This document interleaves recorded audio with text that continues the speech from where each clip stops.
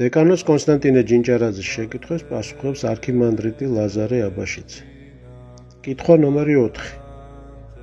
ხშირად ვისმენთ მოსაზრებას, რომ მიუხედავად ზოგიერთი სასულიერო პირის აშკარა ანტიმართლმადიდებლური აზრებისა და ქადაგებისაც კი, ჩვენ არ უნდა განვიკითხავდეთ მას, ვიდრე იგი ეკლესიის წიაღში იმყოფება. არის თუ არა ცოდვა უამბობთ სხვებს მოძღვრის ამ შეცდომების შესახებ, როგორ განვასხვაოთ განკითხვა სხვისი ცოდვების გამო შეშფოთებისა და წუხილისაგან. პასუხი. როცა ვხედავთ, რომ ვიღაც ცოდავს რწმენის წინააღმდეგაც კი, სამწუხაროდ უფრო ხშირად კი არ ვწუხავთ ამ ადამიანის და მის ცოდვებზე.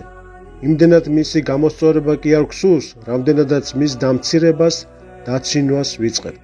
ზოგჯერ რაღაც ბოროტი სიხარულით უყვებით სხვებს და რატომღაც სიამოვნებს გულით ვატაროთ მკაცრი მსჯავრი ამ ცოდვილის მიმართ და თითქმის ამოუშლით მათ ცხონების გზაზე მყოფთა სიიდან.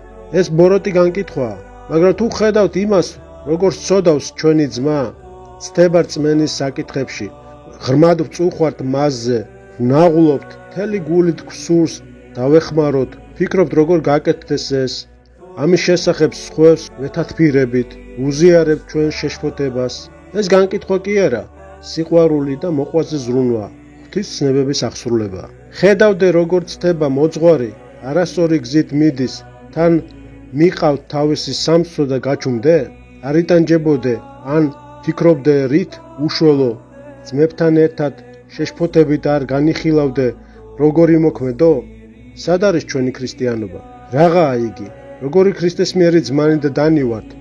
როგორღა უწოდებთ მოძღვრებს მამებს?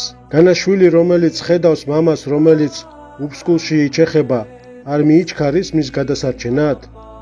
ქრისტეს ეკლესია მარტო ერთი ოჯახი არ არის, იგი ქრისტეს სხეულია და თუ ერთი ასო იტანჯება ამ სხეულისა, მასთან ერთად ყველა ასო იტანჯება.